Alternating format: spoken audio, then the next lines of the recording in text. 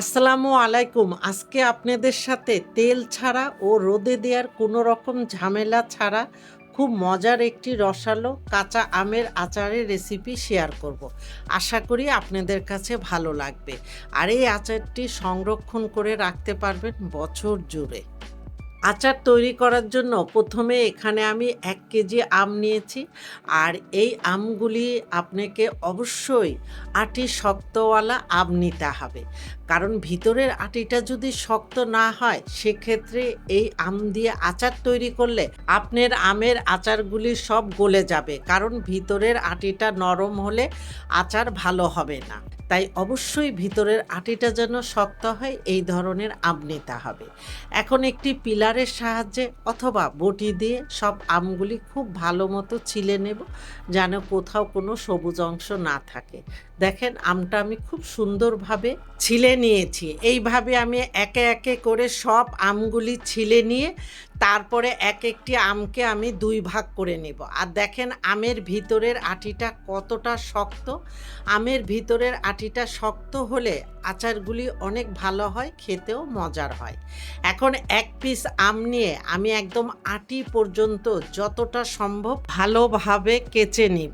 আর এখানে যদি আমের আঁটিটা নরম হয় তাহলে আপনি কেচে নেওয়ার সময় আমগুলি ২ বা ৩ ভাগ হয়ে যাবে। তাই আমের আঁটিটা যদি শক্ত হয় আপনার আচারটাও ভালো হবে এবং এই আচার বছর জুড়ে সংরক্ষণ করে রাখতে পারবেন। এখন দেখেন আমটা কত সুন্দরভাবে আমি কেচে নিয়েছি। আমি খুব ক্লোজ থেকে আপনাদেরকে একটু দেখিয়ে দিচ্ছি। এইভাবে আমি সব আমের টুকরোগুলি কেচে নিয়েছি। কেচে নেওয়া আমের বাটিটা আমি সাইডে রেখে পরের প্রসেসে চলে যাচ্ছি। বন্ধ চুলার উপরে এবার একটি পাত্র বসিয়ে দিয়ে এখানে আমি ১ কাপ খেজুরের গুড় নিয়েছি।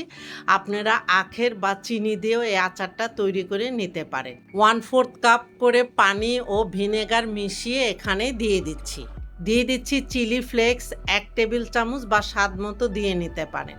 এখানে আচারের মশলা দিয়ে দিচ্ছি ১ টেবিল চামচ, তবে এখান থেকে আমি সামান্য পরিমাণে রেখে দেব, শেষের দিকে ব্যবহার করব। দিয়ে দিচ্ছি লবণ 1/2 চা চামচ বা স্বাদ মতো দিয়ে নিতে পারেন। এখন সব কিছু একটু ভালো মতো নেড়ে মিশিয়ে নিচ্ছি। এখানে মিষ্টি ও ঝালটা আপনাদের পছন্দ মতো কমিয়ে বাড়িয়ে নিতে পারেন।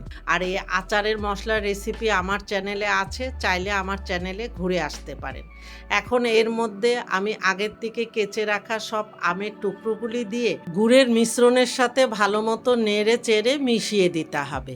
মিশানো হয়ে গেলে এখন ঢাকনা দিয়ে এই বন্ধ চুলার উপরে আমি ২০ থেকে ৩০ মিনিটের জন্য রেখে দিব। ৩০ মিনিট পরে ঢাকনাটা তুলে নিচ্ছি। দেখেন আমগুলি গুড়ের সাথে মিশে আরও কিছুটা পানি ছেড়েছে। এখন হালকা হাতে সব কিছু একটু ভালো মতো নেড়ে মিশিয়ে দিয়ে ঢাকনা দিয়ে চুলার হিট মিডিয়ামের থেকে কমিয়ে একটা ভালো মতো বলক আসা পর্যন্ত অপেক্ষা করব। এখন ঢাকনাটা তুলে নিচ্ছি। আমের মধ্যে যখন ভালো মতো বলক চলে আসবে এখন চুলার হিট একদম লোতে রেখে আবারও ঢাকনা দিয়ে ৫ থেকে ৭ মিনিটের মতো অপেক্ষা করব। ৭ মিনিট পরে ঢাকনাটা তুলে হালকা হাতে নেড়ে মিশিয়ে দিচ্ছি। আর ঢাকনা থাকা অবস্থায় একবার ঢাকনা তুলে আমি নেড়ে দিয়েছিলাম। এখন বাকি আচারের মশলাটুকু দিয়ে দিচ্ছি বিট লবণ 1/2 চা চামচ বা স্বাদ মতো দিয়ে নিতে পারেন। দিয়ে আবারও একটু হালকা হাতে নেড়ে মিশিয়ে দিচ্ছি। আর এই গুড়ের শিরাটা আমগুলির ভিতরে খুবই ভালো মতো প্রবেশ করে দেখেন বেশ স্বচ্ছ হয়ে গিয়েছে আর সিদ্ধ খুব ভালো মতো হয়ে গিয়েছে। এখন প্যানের হাতল ধরে আমি একটু ঝাঁকিয়ে দিয়ে চুলার হিট একদম লোতে রেখে আরও ৩ থেকে ৪ মিনিটের মতো অপেক্ষা করব। ৪ মিনিট পরে ঢাকনাটা তুলে নিয়ে আমি হালকা হাতে নেড়ে মিশিয়ে দিচ্ছি। আর আমার আচারটা হয়ে গিয়েছে। চুলা আমি বন্ধ করে দিয়েছি। আর এই আমের আচারের গ্রেভিটা ঠান্ডা হলে আরও ঘন হয়ে যাবে। আচার ঠান্ডা হয়ে গেলে আমি একটি পাত্রে তুলে নিচ্ছি। এই তো তৈরি হয়ে গেল তেল ছাড়া বা রোদে দেওয়ার কোনো রকম ঝামেলা ছাড়াই রসালো কাঁচা আমের টক ঝাল মিষ্টি আচার। আচারটি খেতে খুবই মজার হয়, তাই একবার তৈরি করে দেখতে পারেন, নিরাশ হবেন না।